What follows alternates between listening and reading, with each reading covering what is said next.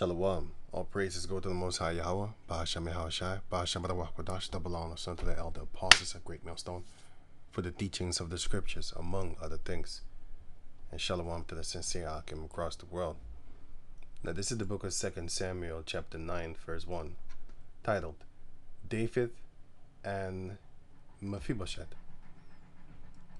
And David said, Is there yet any that is left of the house of Saul, that I may show him kindness for Jonathan's sake?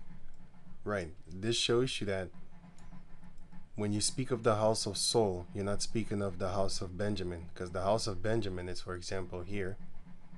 All these are the sons of Benjamin, which are all this here, all this here. This is the house of Benjamin.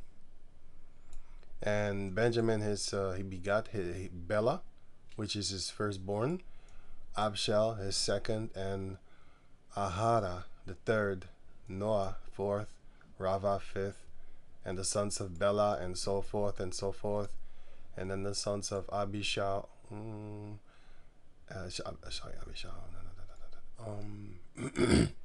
Ehud, remember Ehud, the left-handed man, was Ehud. He was also a Benjamite. And yeah, so this is the house of Benjamin, right? And then this out of Benjamin is the house of Saul. Actually, it starts here because Ner is not the house of Saul. Kish is not the house of Saul.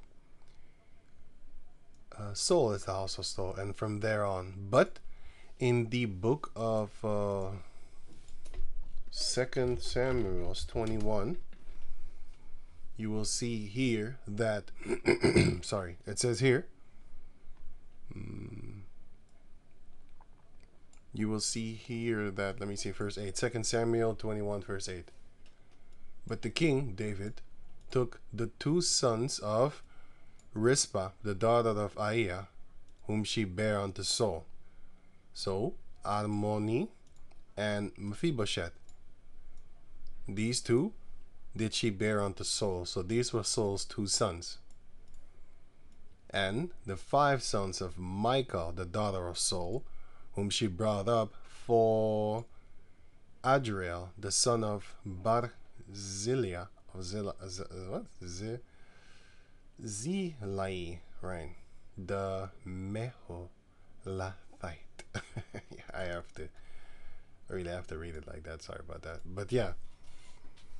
So these were not the sons of Saul, but still they are counted to the house of Saul. And why?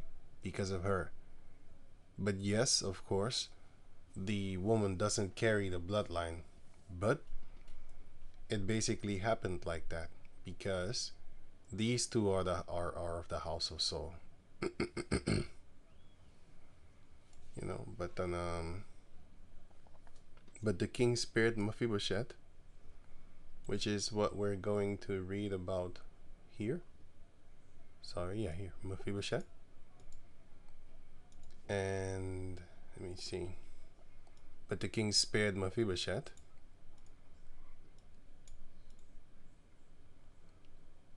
Harmony and Mephibosheth. Wait.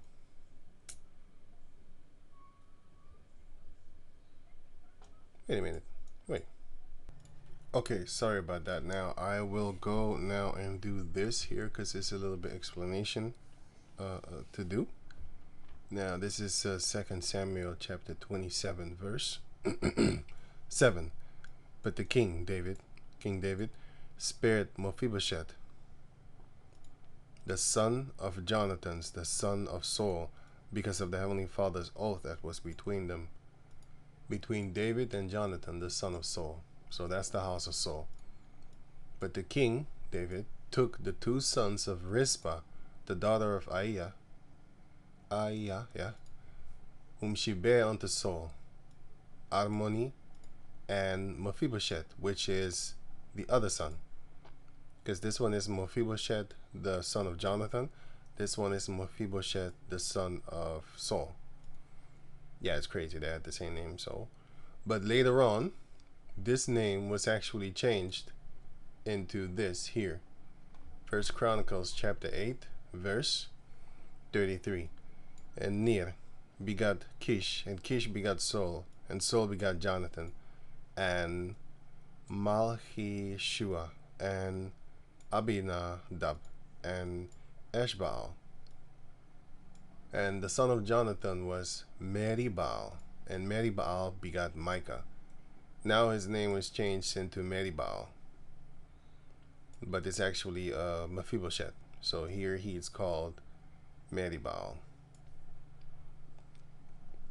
Right, so going back to over here. So it says, but the king spared, oh yeah, sorry, Armoni and Mephibosheth, and the 5 sons of Michal, the daughter of Saul, whom she brought up for Adriel, the son of Barzillai, the Meholathite, which is a Benjamite. In Judges chapter, I wrote it down, Judges chapter 7 verse 22. Let me see that here.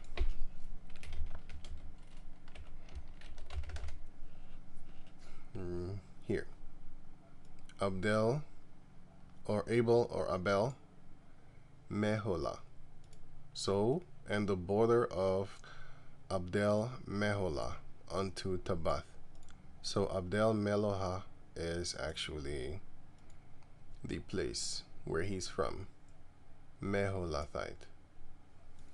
Abel or Abel, you know, tomato, Abel, Meholah. So he's a Benjamite, and let me see if we see that right here. This is in the place of Benjamin. Judges chapter 7, verse 22. Gibeon.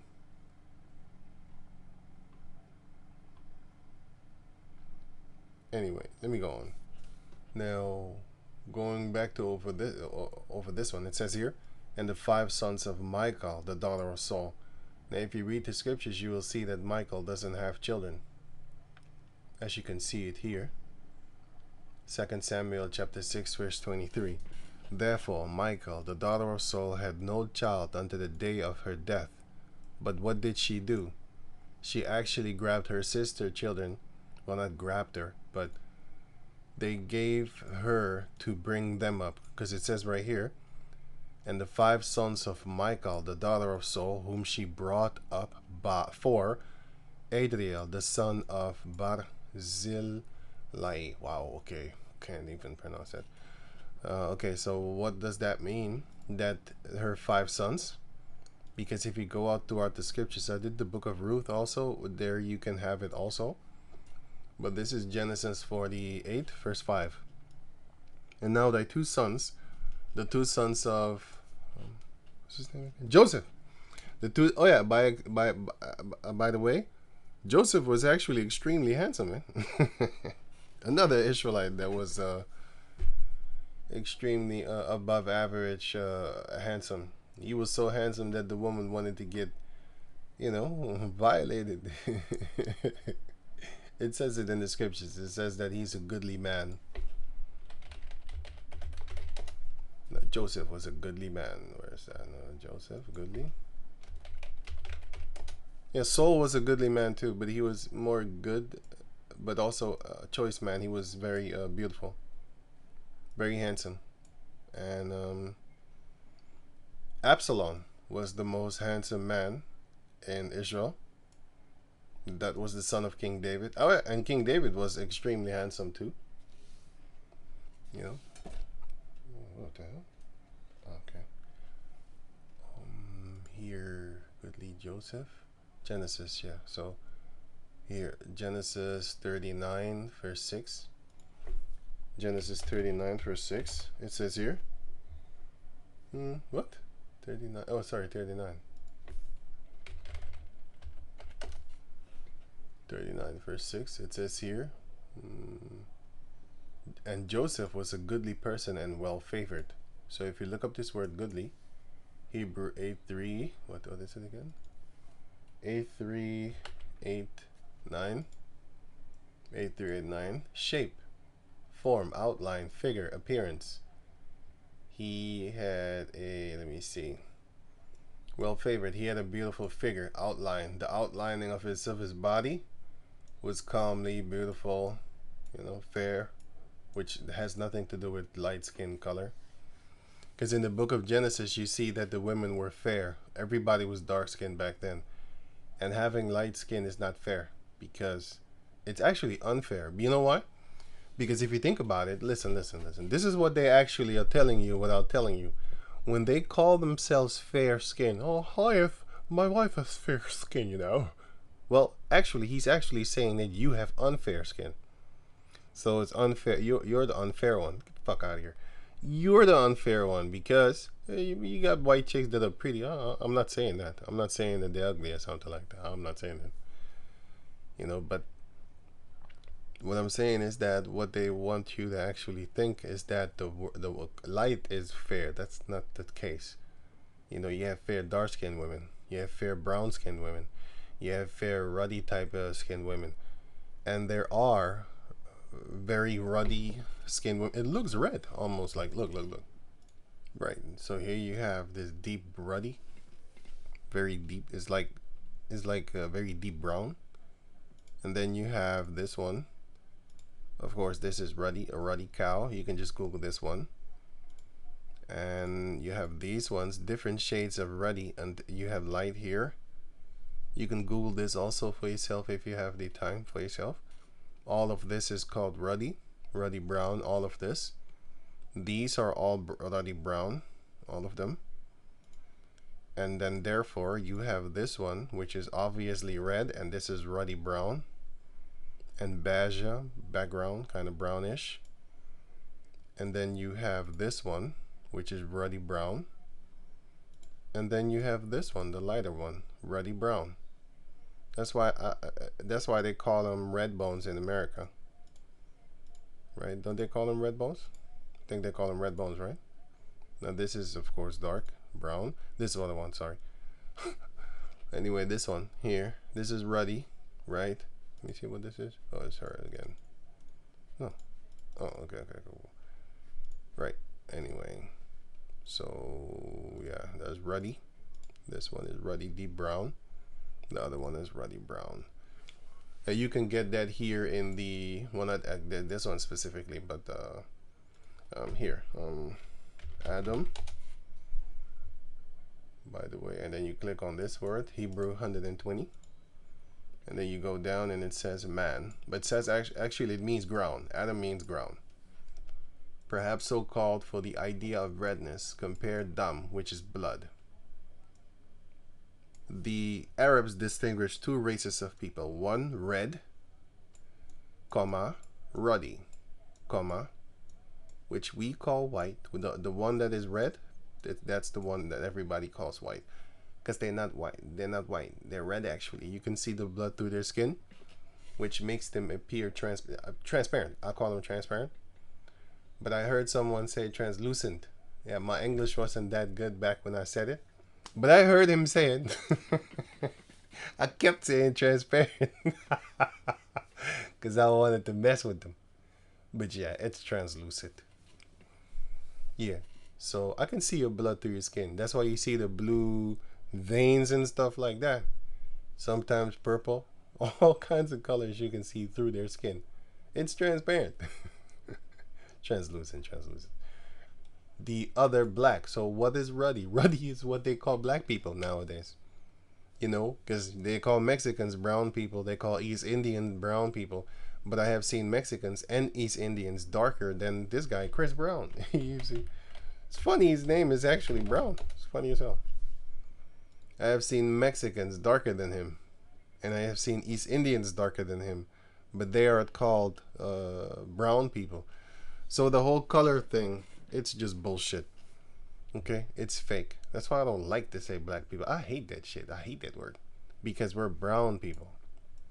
He's brown. Wesley Snipes is brown. I'm not sitting good. I'm not sitting straight in front of another thing, so sorry. Here, Wesley Snipes is brown. As you can see here, he's a very beautiful brown actually. You know, but in different. Let me save this picture. Actually, what am I doing here? Here, this one, so that you can see. And then you have here, of course, another picture, which is I think he got makeup on or something like that. I don't know. Here he was looking like he went on a diet, and he was getting kind of older too. But here,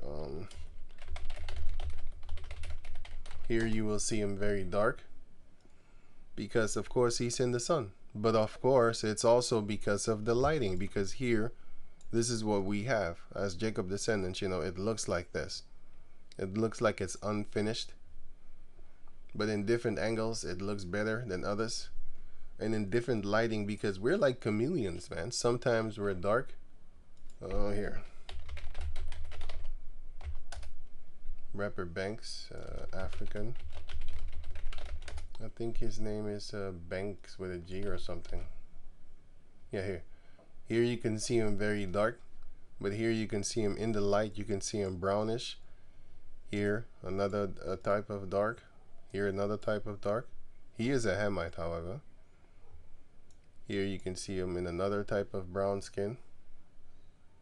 But if he's in the dark, then he gets very, very dark, like biggity black dark. I don't say that as a disrespect, because I do know that people associate that word with like cussing. Well, now we know what the Leviticus 13 leper skin people used to feel back in the days when we called them white. What a whitey. You leper. So yeah, the racism came back up on us. Ooh, but it wasn't us. It was the Lord that did it. He cursed you white. I didn't do anything. I just said something about it. You know, back in the days, for the people over there, that was, ew, get this white skin away from me. Whitey jump in the pool. Oh, there goes the pool. Let's get the fuck out of here, man. Let's go find me a dark water to swim in. It's all white over here. I don't like white. So anyway, that's Leviticus 13. So they switched it on us. Oh, what the fuck? Yep. Yeah, but the Lord did that. Everything in this world is upside down. Okay, let me go back to where I was. Click this away. And then, okay, beautiful. Yeah. So Joseph was a goodly, handsome person and well favored. It's the same thing. Not the same thing, but it's kind of the same thing here. Sight, appearance, vision, all that there. Yeah, but he was looking here, shape. He had a basically perfect shape. You know, Joseph. You know, Saul too. And anyway, let me go back over here. Right. So okay, here. Okay, so that Genesis. No, I don't think I was there. Okay, let me go on. Genesis 48 and 5, and now thy two sons, Ephraim and Manasseh, which were born unto. Oh, sorry. Which were born unto thee, unto Joseph, right, in the land of Mizraim, before I came unto thee, into Mizraim, are mine. So he took them. As Reuben and Simeon, they shall be mine. So a lot of people actually don't know this, but you know, maybe they haven't heard, or some people are new in this truth, so they don't know that Ephraim and Manasseh are actually the sons of Jacob, but they are not the sons of Jacob, but they are the sons of Jacob. Because if your grandfather has, let's say, 5 sons, right, and those 5 sons have 5 sons, those sons are your grandfather's sons. The grandchildren, the grandsons, are your grandfather's sons. You know, they are his sons, because it is his seed that multiplied. You know, it's like your clone, your duplication. Your child grows up to look, he might not even look like you, might look like the mother. He is still your clone. He's still your duplication. And then he grows up and then he duplicates himself, which is another clone. That's how the Most High does things. And Esau wants to be the Most High, so he wants to clone out of nothing now. Well, he needs DNA and stuff like that. That's why he got this right here. Let me see here.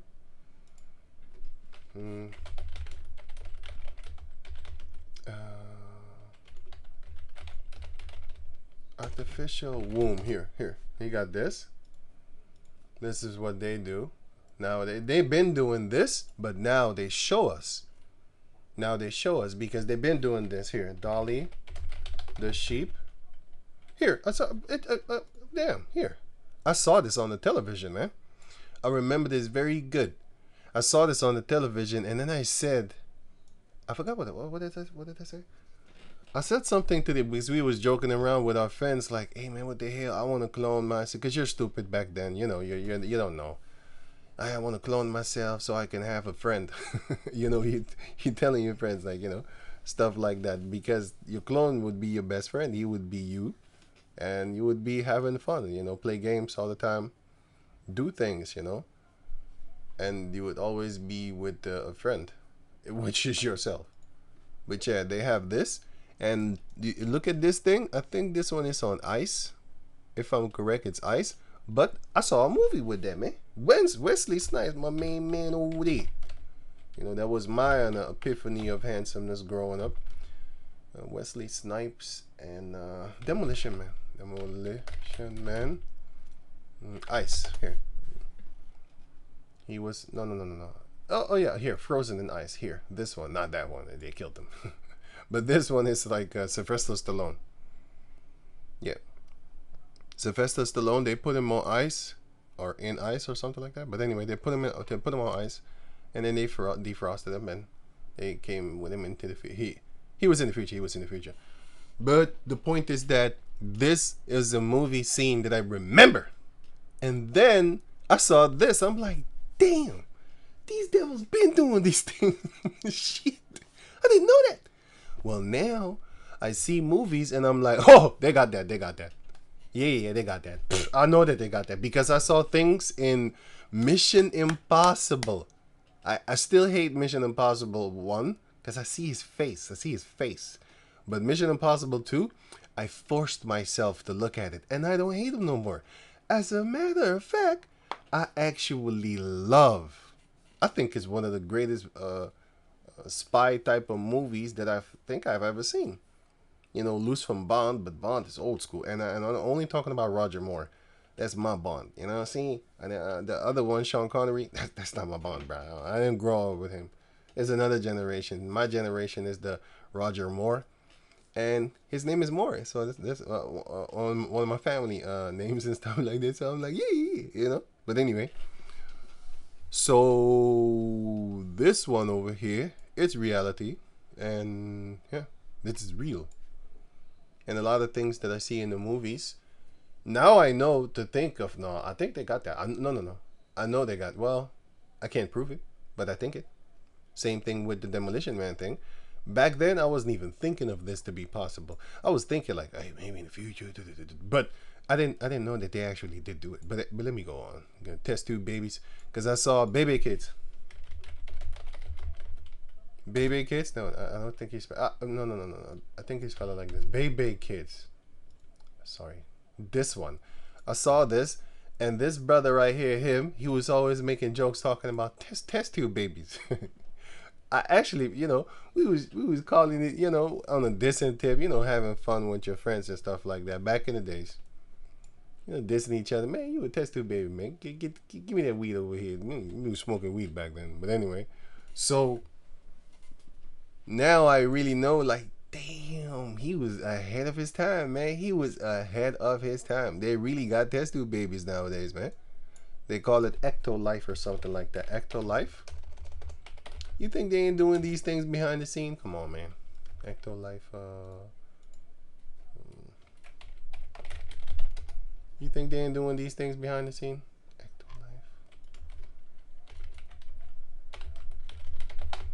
I think I need to put EctoLife. Oh, I got it right here. Echo. What's it? EctoLife. I did put it, right? I did put it. Oh, shit. Oh, sorry. I didn't put it. Okay, EctoLife. This is what they want because they're planning. They say back... no, not back in the days. But they say in the future because they already planned it out. Future. 2045. Swan. Here, Shanna Swan. Most couples may have to use assisted reproduction by 2045. If you already know this is coming, how come you don't try and prevent it? No. This is the plan, bro. This is the plan. This is what they have been, because they want to chin check you into not just making too many babies up on the planet Earth. So you're gonna need to go through them. They've been having movies like the movie Handmaid's Tale, Maiden Tale. Plot, the one of 19 something, 19 Handmaid's Tale, 1960s or something like that. 1990. Yeah, this one. What's the plot?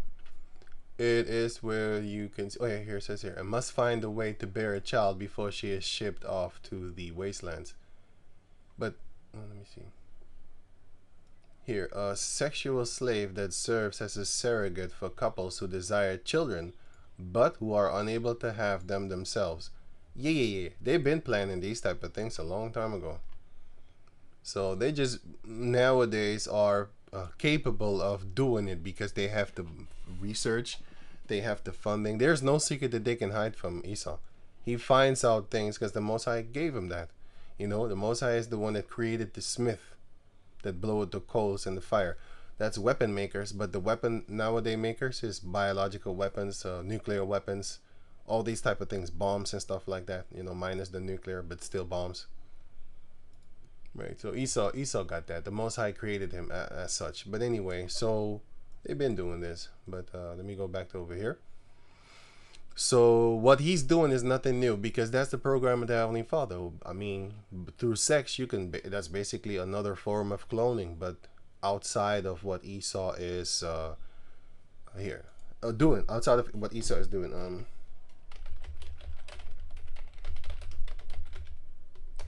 Leave it. Leave it one such as himself. Here, the book of Sirach 30:3. He that teacheth his son grieveth his enemy. Grieveth the enemy, and before his friends he shall rejoice. Wait, that's not what I'm looking for. This one is what I'm looking for. 4? Is it 4? Yeah. The book of Sirach 30:4. Though his father die, yet he is as though he were not dead. Sometimes you really look like your father. And also because you installed like installing a software, you install all your knowledge within to your son, you know? Yet he is as though he were not dead, for he had left one behind that is like himself. That's your duplication, that's your clone, that's your copy that you got through sex, the original way, you know, and not the Esau way, you know. So yeah, and that's that part. Okay, so let me go back to over here. So Genesis 48:5. And now thy sons Ephraim and Manasseh, which were born unto, okay, I already read that. But Ephraim and Manasseh, he took them as his own, but they were already his. But yeah, he now officially, like, separately took them for himself, and they became his sons, which they already were, because I just explained to you that, Lord willing, I explained it, that your grandchildren are your sons. Your grandchildren, their children, their sons, are your sons also, and your daughters also. Exodus chapter 2 verse 10. This is an ancient practice that we used to do back in the day. Look. I mean, like in Sarah, she wanted Hagar to bring a son unto her because she was barren. See? We used to do that thing all the time. They call it now surrogate. Surrogate?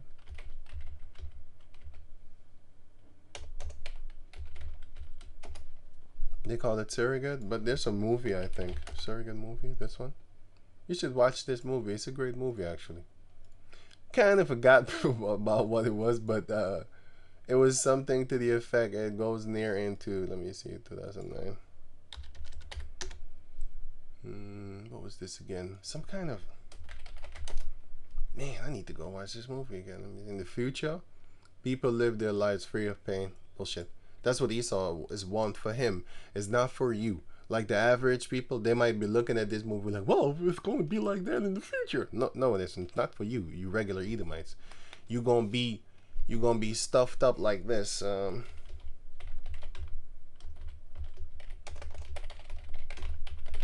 This is you. You have, if Esau was to go on, I mean, please, not gonna go on. If he was to continue, there would be no flesh left to be saved, something like that. Yeah, but this is planned for you people, you Edomites. He wants to do this to Jake too. As a matter of fact, he wants to exterminate Jake actually, and then the rest that were leftovers or leftovers. This is what he would do to them, Esau, because he has that power. Believe me, he can. That's why the Heavenly Father has to take him out. Nobody could take out Pharaoh. He was too powerful. He had magicians. You know, he would harm you, boy. He would harm you. And nobody would believe you. I mean, if he was to tell people, look, the white man is the devil. He worships Satan. They drink baby blood. They clone people. So what the fuck? The people don't care. They don't care. And they're not going to do anything. And even if they do care, I mean, what are you going to do? Let me see.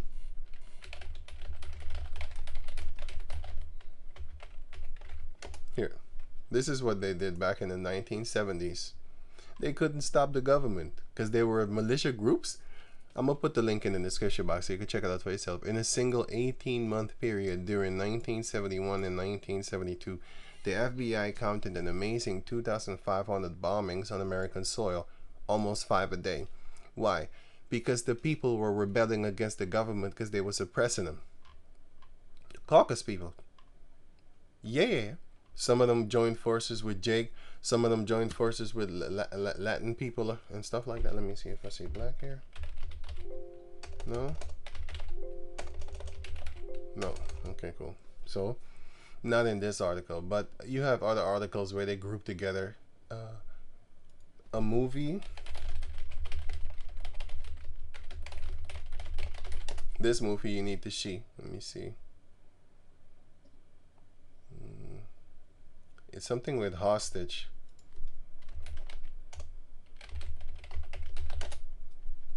I forgot the movie name. Sorry about that. But based on a true story. Based on a true story. This one. Yeah. This is Patty Hearst movie. Was it her? Ah, this one. Patty Hearst film. This one, 1988. Here, is abducted by American revolutionaries, and if you watch this movie, you will see it's a bunch of Jakes too. Here, Jakes, but it's based on a true story. Let me see. A true story of a rich girl who was abducted by American revolutionaries, and these were Jakes and Edomites working together to fight against the government because the Edomites was like, y'all treating the black people unfair and stuff like that stuff. So they joined forces, you know. And that Edomite, you know, they risked their lives and stuff like that. But anyway, going on. Her time spent with her captors made her question herself and her, you know, you can get these white girls to do a lot of things. black women too. I mean, shit, they look like white women. You can get them to do a lot of things too. I mean, they fight you willingly, bring your ass to court, stuff like that, you know, fight you for their caucus leaders that they follow. But anyway, enough of this. So let me go back to over. So there was always that, you know, they're fighting against the government. You ain't got, my point is, you're not gonna win. You can't win against Esau. Nobody talks about this no more. The bombings of America that we forgot. Yeah, because the media is not telling you anything anymore. They're not showing you anything. So of course you're gonna forget. You know, in the time of when you're doing good, you forget about the bad, and in the time of doing bad, you forget about the good. Nobody talks about COVID no more. Not around here, you know. Anyway, so you not need to, but you should watch this movie. I think it's on Netflix. I don't know. It's somewhere. You can just watch it. I'm not gonna put it because you know, I'm gonna get in trouble with YouTube. I did that before and I got in trouble. So you can find it on the floating on the internet somewhere around there, you know. Exodus chapter 2 verse 10. And the child grew, and she brought him into Pharaoh's house, Moses. That was the child. And he became her son. So we used to do that. Now, not only we, the Hamites used to do that also. And she called his name Moses and said, because I drew him out of the water. That was his name, Moses. Sorry, that was the meaning of his name. That's what I meant. That was the meaning of his name. Drawn out of water, Moses. Most of the time in the Hebrew or in the scriptures, when you see a name, it is explained, not most of the time, but a lot of times you see it, the meaning of the name after the name, you know, like all the 12 tribes, 12 sons of Joseph, Jacob, sorry. And yeah, but Ephraim and Manasseh were not coming out of Joseph, sorry man, out of Jacob himself, but they did come out of Jacob through Joseph. Anyway, Deuteronomy 25:5. If brethren dwell together, and one of them die, and have no child, the wife of the dead shall not marry without unto a stranger. Her husband's brother shall go in unto her, to take her to him to wife, and perform the duty of a husband's brother unto her. So, here it shows you also what is the duty of marriage. Here, Exodus 22:10. If a man take him another wife, her food, her raiment, and her duty of marriage shall he not diminish. So if you have sex with her like 5 times a week, I'm just giving an example, then when you get another wife, you cannot diminish the 5 times a week. You need to keep on still keep on plowing her 5 times a week. Just because you got a new wife, you can't diminish anything like that. You can't diminish her clothing. If you used to give her like 2 clothing a month, you know, or more or less, but in this case, just an example, 3 clothing a month or 1 a week, you know, you need to keep on giving them, but the 1 a week is just ridiculous because you would run out of space. So maybe, you know, 1 a month or something like that, you know. And back in the days, of course, unless you had a mansion and most of the time they were rich anyway. I mean, you have slaves. I mean, you had women, so you needed to take care of them. You needed to be able to take care of them. You can't just have a woman and not do anything. And her duty of marriage shall he not diminish. So the duty of marriage is sex. That's the duty. I'm also making children, which is part of sex. I mean, you know, I always look at people that act stupid, especially Edomites. I can't believe you're pregnant. What did you think you were doing? But no, seriously, what did you think you were doing? Playing PlayStation? What was you doing? Yeah, we was having sex, but I wasn't thinking about it because you're stupid. Is that the answer? Are you stupid? You know, people act shocked when the girl get pregnant. I'm like, what do you think you're walking around with, like blanks? You shooting blanks? Is that what you think that you have? Idiot. No, I want to kill it like a rodent. Deuteronomy 25:6. And it shall be that the firstborn which she beareth shall succeed in the name of his brother, which is dead, that his name be not put out of Israel. So this shows you that you need a son in order for your name to continue upon the in the family. You know, Numbers 27 and Numbers 36 explains that also, but it goes in a little bit more detail, especially Numbers 36. It goes into detail concerning that if you only have daughters, then what would happen to your name? Well, yeah, your name, well, it's gonna go away. But through it not going away is how it is explained, what is to be done. It is explained in the book of Numbers 27 and also Numbers 36. If you die as a man and you don't have any sons but you have only daughters, then your inheritance needs to go to them. But now they can choose whosoever they want to have children with, but only of the tribe of their own father. Only of the tribe of their own father. Right? So they can't go to another tribe. But if the father had at least one son, they were allowed to go to any tribe and make children with him. You know, so yeah. But as long as that man does not take the inheritance of their father, then it's good. Here it's also mentioned in Ruth. Ruth 1:11. And Naomi said, "Turn again, my daughters." These were not her daughters. These were 2 Moabites of another nation. But it's like daughter-in-law, you know? They did it like that. Why will you go with me? There are yet Are there yet any more sons in my womb, that they may be your husbands? Turn again, my daughter. She was and go your way. She was telling them like, go back to your land. You know, I ain't got no children. My sons are dead. My husband is dead. I have nothing. For I am too old to have a husband, so that I can make children, and that the child will grow up and be your husband. Because that's how they did it. Because Naomi, her husband, sorry, Ruth, her husband died. Oh yeah, Naomi, husband died too, but I wasn't. I didn't mean that. I was talking about Ruth. Ruth, her husband died, which is Naomi's son, and yeah, she couldn't make anymore because she was too old, you know, to have children.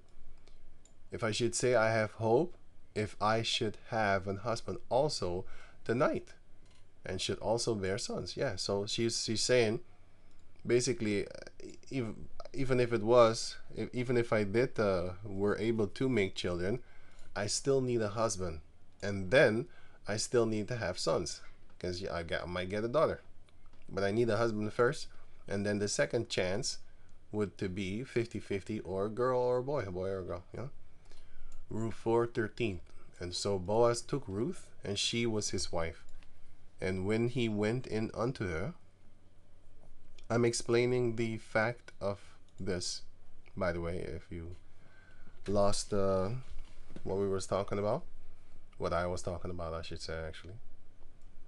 I was talking about this, that Michael, it says here, and the 5 sons of Michael, the daughter of Saul. Yeah, that's not her children. She died childless.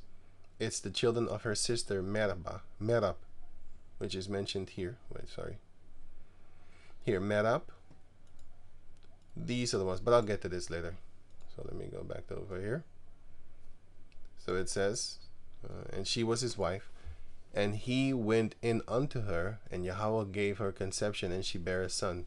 And the woman said unto Naomi, Blessed be Yahweh, which had not left thee this day without a kinsman, to his that his name may be famous in Israel. So, and he was, and he will be, because through him came David. Verse 15. And he shall be unto thee a restorer of thy life, and a nourisher of thy old age. Because back in the days, you took care of your parents. You didn't send them to a home, and then the government will take care of them, messing them up on purpose. It's all to destroy. Esau set it up all to destroy. Because first and foremost, you're not supposed to work to live. You're supposed to work to eat. It's a difference. You work to eat, not work to live. You know, if you don't have a job, basically you can't live. No. You're supposed to have your own land, and you're supposed to have your own house of your father or your, you know, mother and stuff like that, your parents. And you're supposed to be living in there, or you're supposed to be able to live in there until it is time to patch up and fix up your own stuff or something like that. But nowadays, their whole system is crumbling, because back in the days, you stayed with your parents until you got married. You know, not with the caucus ring on your finger or something like that, or the government telling you may now kiss the bride. You already did a lot of crazy things with her, and now you may kiss her? What are you talking about? I've been done that. But this goes back to that back in the days, it was arranged marriages, and then you needed to kiss your bride, because back in the days, you was not allowed, basically, it was not a normal thing to have sex before you're actually, you know, officially married in the eyes of the people, so that everybody knows that they're a couple. But anyway, so going on now, it says here,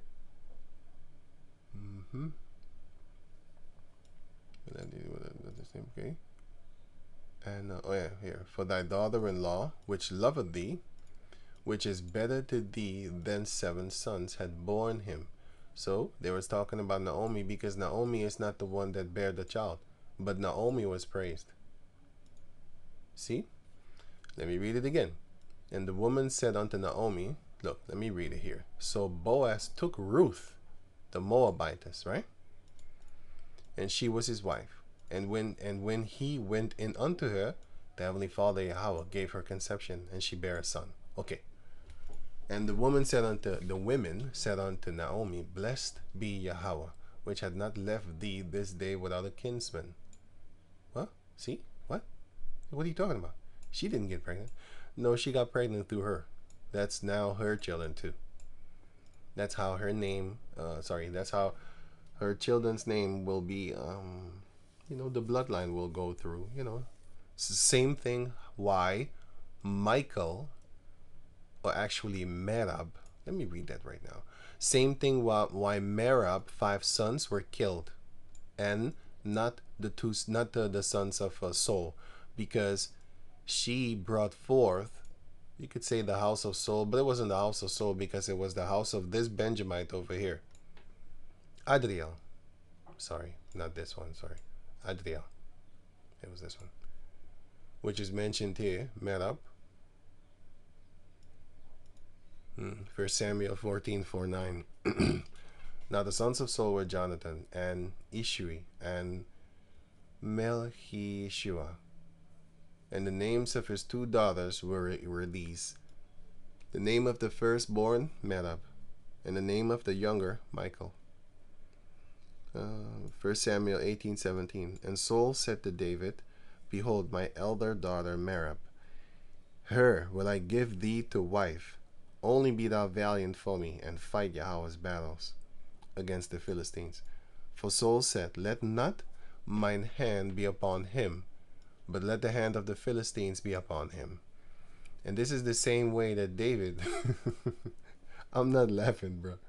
This is the same way that David murdered Uriah, the Hittite, and he was a Jake.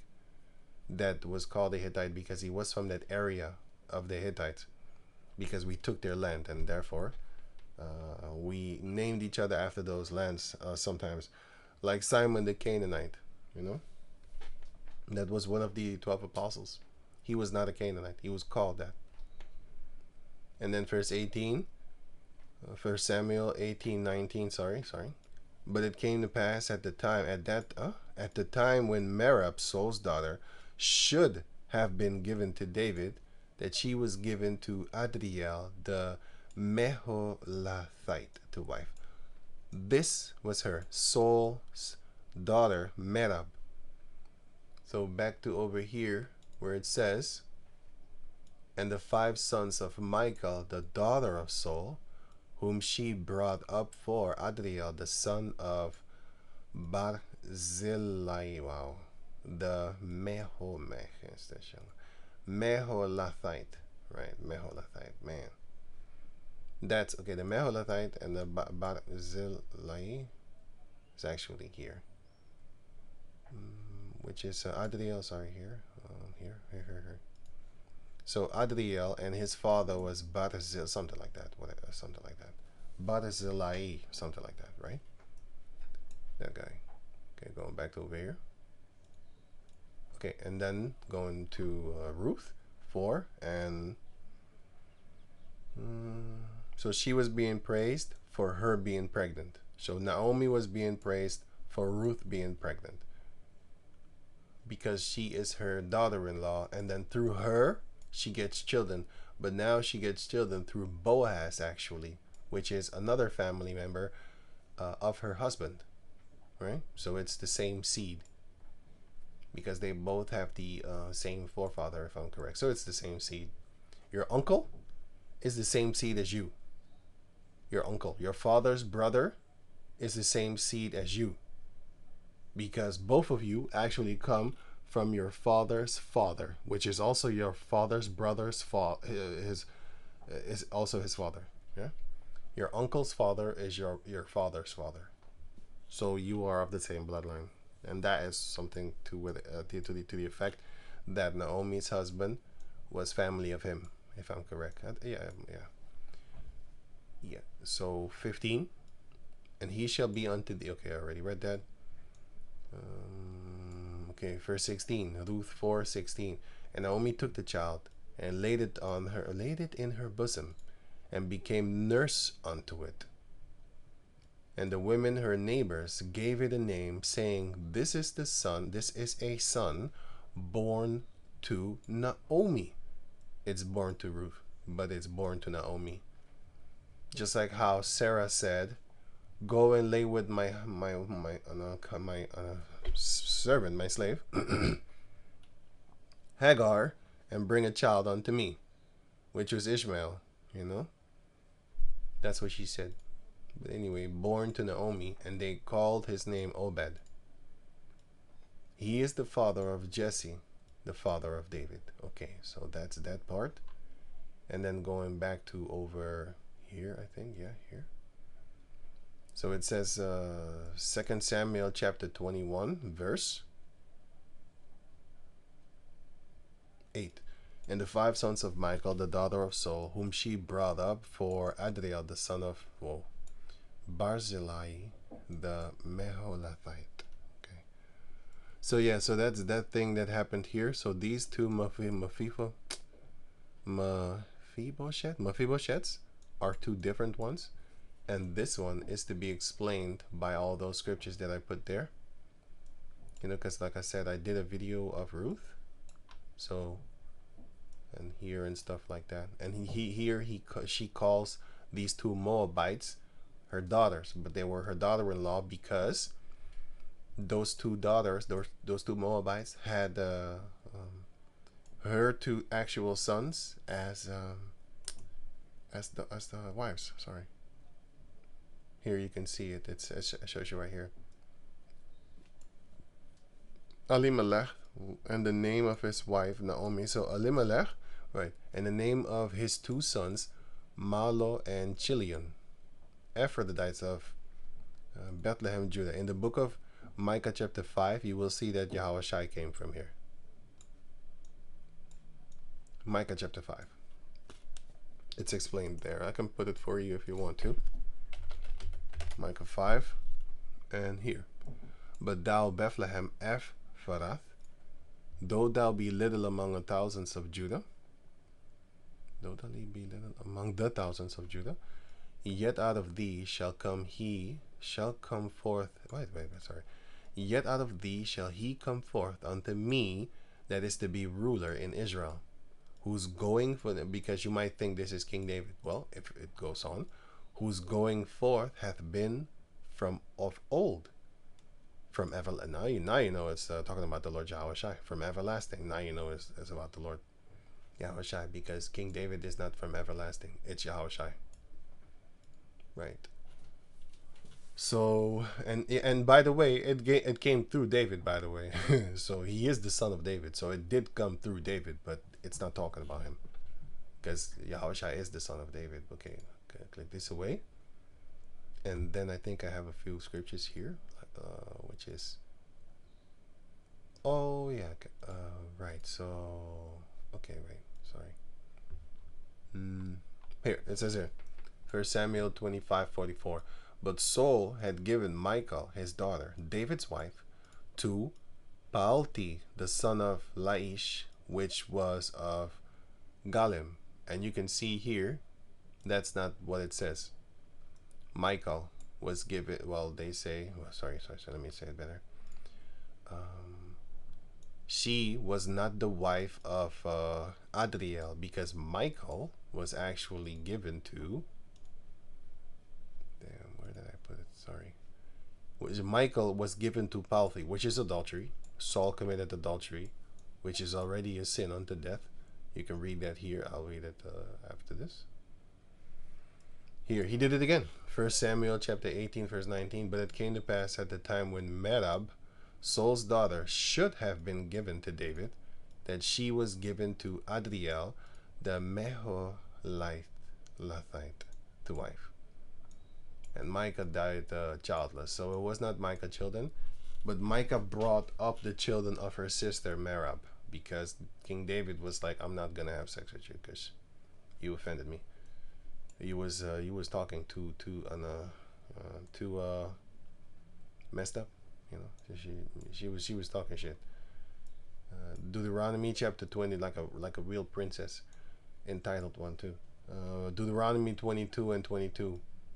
If a man be found laying with a woman married to a husband, then they shall both of them die. Both the man that lay with the woman and the woman, so shall thou put away evil from Israel.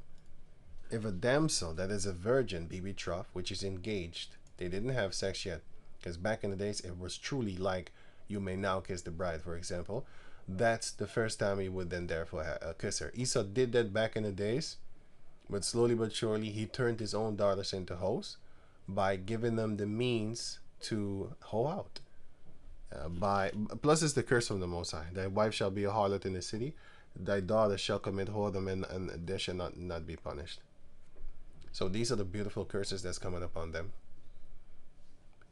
If okay, unto a husband, and a man find her in the city and lie with her, then ye shall bring them both unto the gate of the city, and ye shall stone them with stones that they die. The damsel, because she cried not being in the city, and the man, because he had humbled his neighbor's wife.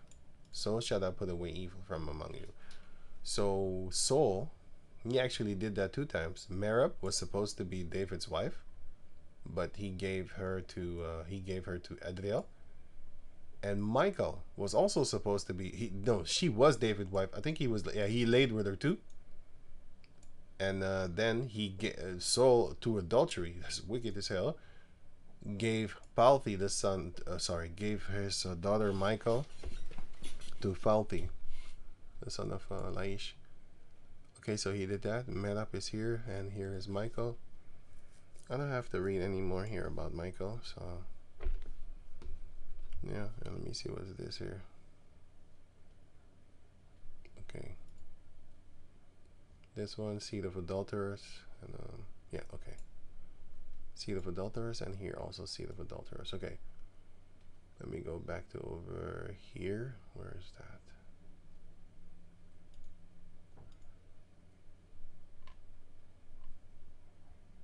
Okay, enough. I think that's it. Right, now going back to over here.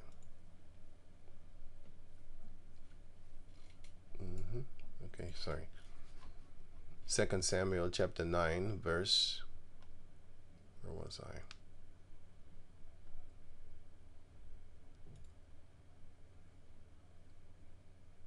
One. Was it 1? Okay, 1. And David said, is there yet any that is left of the house of Saul, that I may show him kindness for Jonathan's sake? And there was of the house of Saul a servant whose name was Ziba. And when they had called them unto David, the king said unto him, art thou Ziba? And he said, thy servant is he. And the king said, is there not yet any of the house of Saul, that I may show kindness of Yahweh unto him? And Ziba said unto the king, Jonathan had yet a son, which is lame on his feet, because he fell. When Jonathan and Saul were died, and they got the news that, the people was coming, the war and stuff like that, then they started to run, and the one that was taking care of him dropped him on his legs. Maybe his back stump, like this guy over here. Oh yeah, Christopher.